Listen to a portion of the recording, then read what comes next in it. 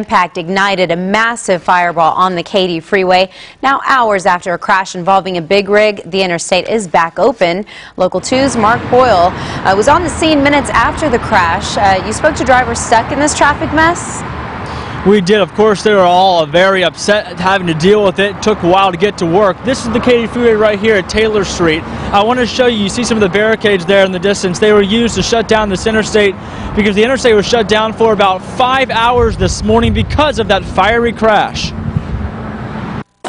When Shonda Hawthorne turned on the news this morning and saw this truck fire and crash on the Katy Freeway, she knew her morning commute would be a nightmare. Get ready, get out of here so I can beat this traffic and make it to work on time. Hawthorne and thousands of other commuters were forced to take detours because all of the inbound lanes on the Katy Freeway at Taylor Street were shut down. I would assume weather had something to do with it. The crash happened around 3 o'clock this morning. The roads were wet at the time. He lost control of the 18-wheeler.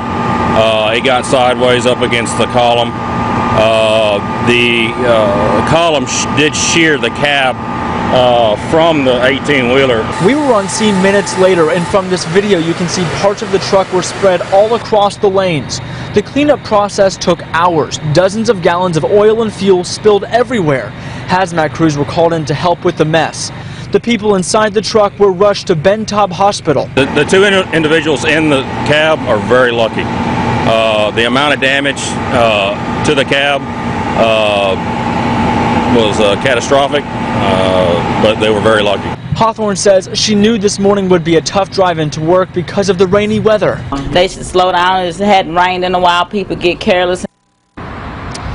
And those two people involved in the crash, their names have not been released. Again, they are in stable condition this morning. The exact cause of the crash still under investigation. Reporting live in West Houston, I'm Mark Boyle, KPRC Local 2. Thanks, Mark. We also checked with investigators, but they haven't released what the driver was hauling or where he was headed.